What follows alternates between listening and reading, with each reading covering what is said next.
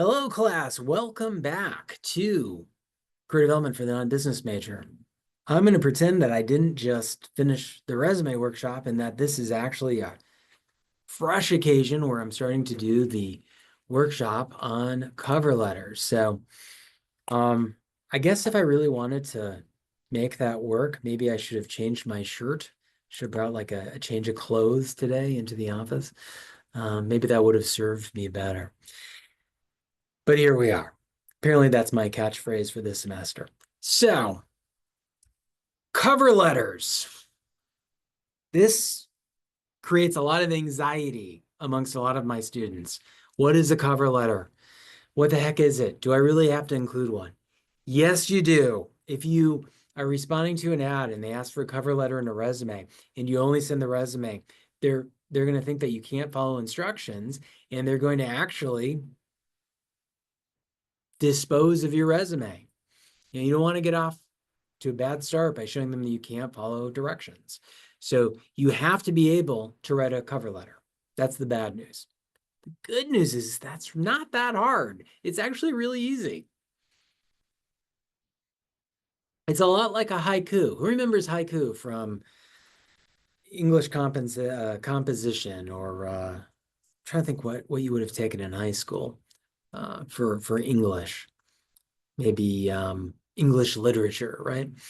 Even though that's not a form of English literature. Anyone remember? Right? It's 5 syllables followed by 7 syllables followed by 5 syllables. And so you may have just written this poem that brings me to tears. It may make me feel emotions that I didn't even know I could experience, that I didn't even know existed, that could fundamentally change the way I view the world. But if it's not 5 syllables, 7 syllables, 5 syllables, it's not haiku. The same is kind of true with a cover letter. It's got a very specific formula, and I'm going to give you the code to that formula. First of all, how many pages can your cover letter be? 3 pages, 5 pages, 10, 17? More? That's a test. It's 1 page. And this is how you're going to make it. It can't be more than 1 page. After 1 page, no one's reading it. They're busy. They got stuff to do. They're going to move on. So we're going to have the same contact information, or as I keep calling it, a header, as you had on your resume. That way it's going to look like a complete set. We're going to do the same thing for the reference page. And now it looks like we know what we're doing. We want to make it just like kind of Polish pottery. It's also a space saver because instead of listing it the way you would typically do it, you're not going to use up as much space. You're going to have more room to write. Because again, we're going to do it in 1 page. Do not put to whom it may concern, because that translates into I couldn't be bothered to find out who you are. If you don't know who to direct it to, then go ahead and use dear hiring manager or dear hiring committee, but do not use to whom it may concern. Also, a lot of times people just capitalize the to and not the whom it may concern. And that's not great either, because those are random acts of capitalization. But just don't use that phrase at all. Do include the person's title. So, when you're putting the block with their return address and their company name, put their name and their title. So maybe they are the director of such and such. Maybe they're the head of something or other. No, that's probably not a title. Maybe they're the vice president of such and such. Maybe they're the manager. But put their title because that's really important to them. And you're giving them respect and you're pumping them up. Do you know what my pronouns are? Dia? Dia? Are you confident? You want to make sure not to misgender people. And it's really easy to do that with Mr., Mrs., Ms., or other titles. So, all right, we don't want to misgender anyone. Somebody may be very proud of being married and you're calling them Miss. They may feel like you're considering them younger, that you're dismissing them, that you're being patriarchal. If you use Mrs., they may take offense because they're a very strong feminist and they don't want to be their identity to be tied to their marital status. I've seen in some people, if you use Ms., will get offended because they are married and it is an important part of their identity. And so you're just opening a whole can of worms that we don't need to dive into. So just put dear in just their name.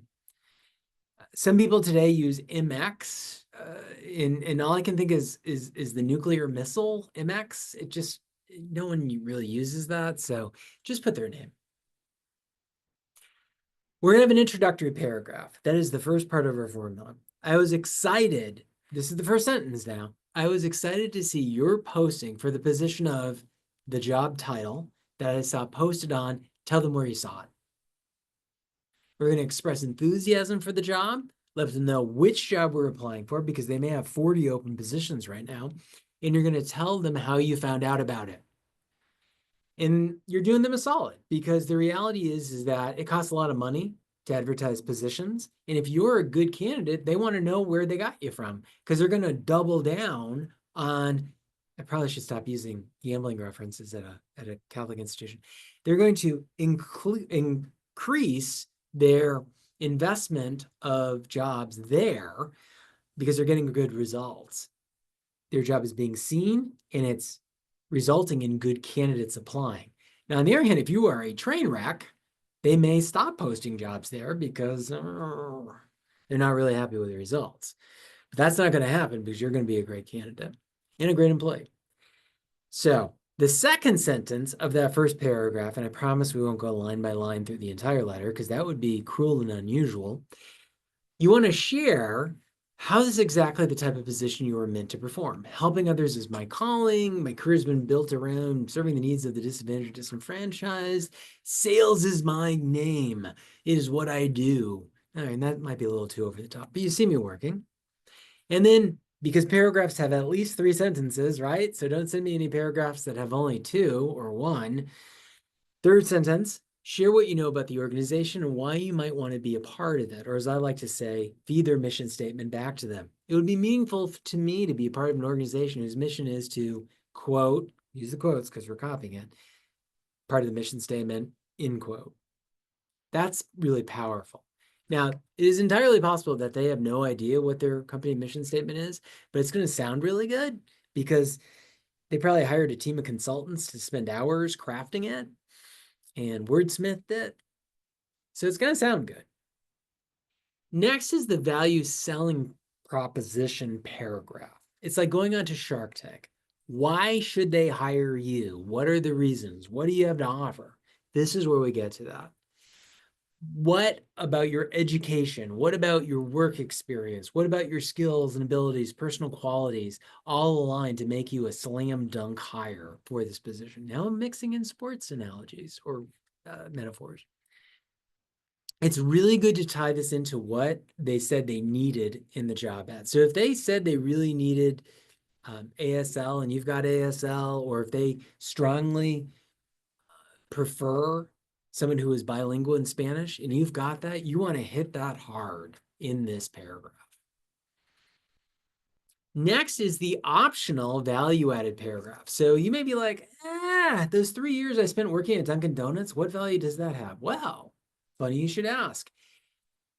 If you're applying for a job with the Commonwealth of Massachusetts, they place a high value on customer service. Because somewhere along the line, they got the idea that employees at the Registry of Motor Vehicle might not be the warmest, fuzziest, and most engaging customer service professionals. And so, yeah, that has a ton of value. And so if you're going to be working with people, having experience in customer service is really valuable. But it's not necessarily obvious just by putting Dunkin' Donuts down. So you've got to build the bridge between what you've got, Dunkin' Donuts experience, and how that translates into value in this position, customer service. Again, this is an optional paragraph, but it can be a very powerful one if it's close between you and some other candidates for that last interview. Pause for effect. Next is the action statement. If you are a business major and you're going into sales and you're planning to do cold calling, you may want to be a little bit more aggressive and say, I'm really excited to show you what a great asset I would be to the organization in this position. I will contact you on Tuesday at 9:15. I look forward to our conversation. That's bold. That's a little bit aggressive. For non-hardcore cold calling sales, you might want to be a bit more subtle and say something like, please do not hesitate to contact me. I would welcome the opportunity to explore how I could make a measurable contribution to your organization in this role. It would be an honor to be considered for a place on your team. Accomplishing the same thing, we want to encourage an interview being scheduled and taking place. So that's the action statement, call to action. Next, we want to have a statement of appreciation. I thought I should have one slide that had somebody from this century. You're not thanking them for the job. You're thanking them for taking the time to consider your application materials. So thank you for your time and consideration. Sometimes you can combine it with the paragraph for the call to action if you need it to get to 3 sentences, because again, right, paragraphs are at least 3 sentences. But that's the wording I want. Thank you for your time and consideration. Don't get creative. Don't tell them that you're invoking the wolf mother. I don't even know what that means. Close the letter appropriately with a closing salutation that is appropriate. So don't go with I love you or love, right? That's a little creepy. That's a little weird, right? So we're going to use either sincerely or respectfully. And then I want an actual signature. Don't just type your name. Between the sincerely or respectfully in the typed name, I want an actual signature. Yes, that is my actual signature. I have the worst handwriting on the planet. There are doctors who can't read my handwriting. They're like, I have no idea. I'm not even sure what language this is.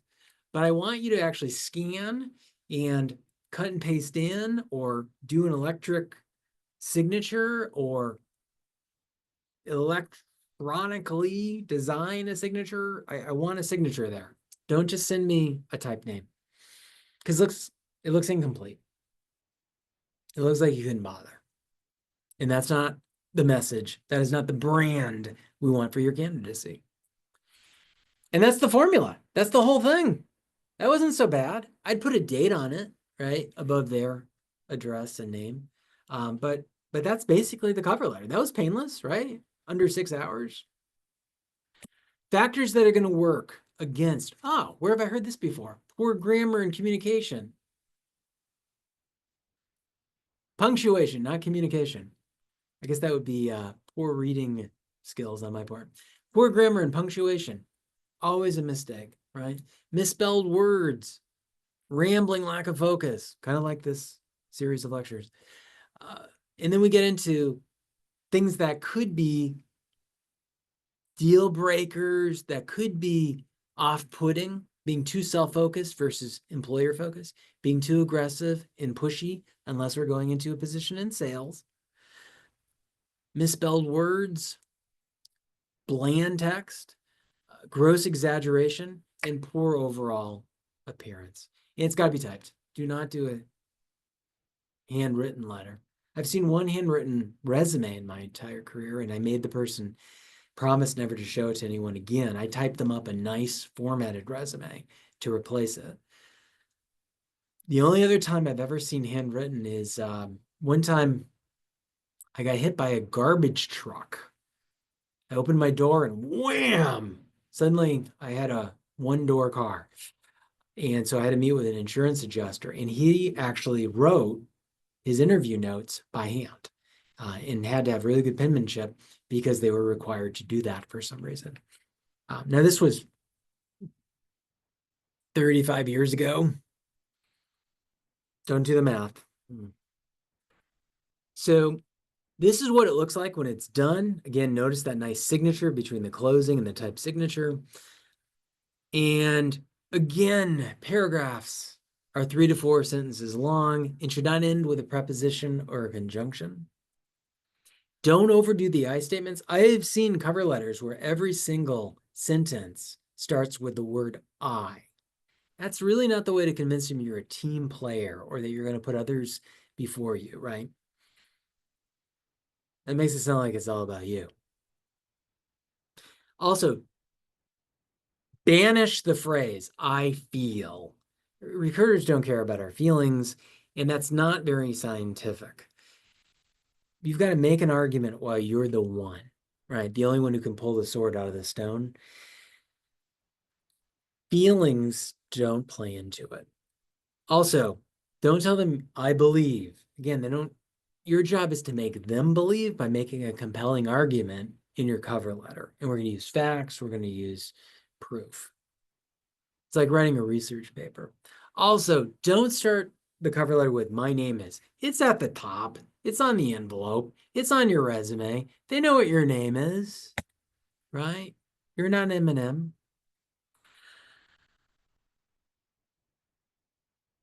My qualifications make me the perfect candidate for the job.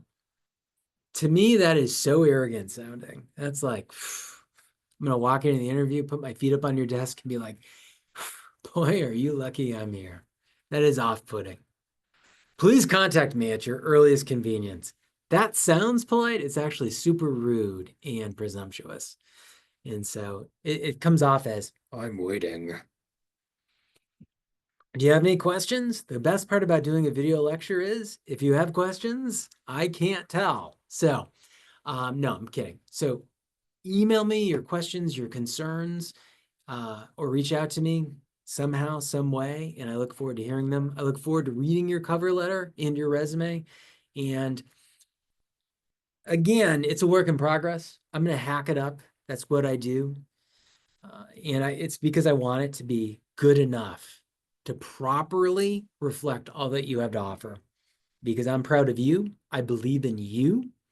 And I want you to have every advantage when you go out into this job market or for grad school or whatever you're doing next. So it's a process, right? It's like learning to drive a car. You didn't do your first lesson and head on over to the registry, right? It's going to take some practice, but you'll get there. And these are going to be some of the first steps. So thank you. Thank you for putting up with me. And I look forward to reading your submissions. And I'm going to stop the share and ever so subtly slide over to the end recording button.